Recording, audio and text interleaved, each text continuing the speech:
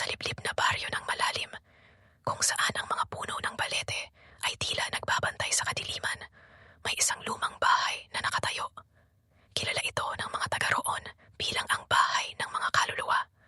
Si Aling Celia, isang matandang babae na may puting buhok at mata na parang apoy, ang nagbabala kay Ramon, isang bagong dating sa baryo, tungkol sa bahay na iyon. "Huwag kang lalapit doon, Ramon," sabi niya. Ang boses niya ay parang kaluskos ng tuyong dahon. May mga kaluluwang hindi matahimik doon. Sila ay naghihintay. Hindi pinansin ni Ramon ang babala. Siya ay isang siyentipiko at hindi siya naniniwala sa mga multo. Gusto niyang patunayan na walang katotohanan ang mga kwento tungkol sa bahay. Isang gabi, habang ang buwan ay kasing dilaw ng dilaw na mata, naglakad si Ramon papunta sa bahay. Ang mga bintana nito ay parang mga mata na nakadilat sa kadiliman.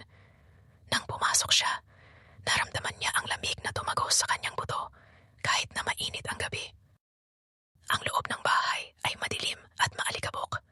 Ang mga kasangkapan ay nababalutan ng sabot ng gagamba at ang mga dingding ay nababalutan ng mga anino. Habang naglalakad si Ramon, narinig niya ang mga kaluskos at bulungan. Biglang may narinig siyang iyak. Isang mahinang iyak na parang nagmumula sa malayo. Sinundan niya ang tunog at nakita niya ang isang batang babae na nakatayo sa dulo ng pasilyo.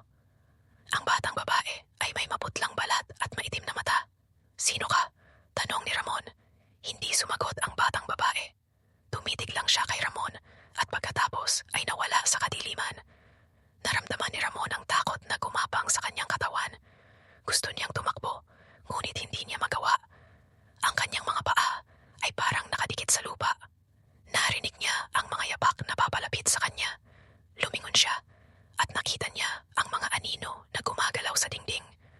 Ang mga anino ay parang mga tao, ngunit wala silang mukha. Ang mga anino ay lumapit kay Ramon at naramdaman niya ang kanilang malamig na mga kamay sa kanyang balat. Narinig niya ang kanilang bulungan at ang kanilang mga boses ay parang mga kaluskos ng mga buto. "Umalis ka," bulong ng mga anino. "Umalis ka sa bahay na ito." Natakot si Ramon at tumakbo siya palabas ng bahay. Hindi siya tumigil sa pagtakbo hanggang sa makarating siya sa kanyang bahay. Kinabukasan, bumalik si Ramon sa bahay, ngunit wala siyang nakita.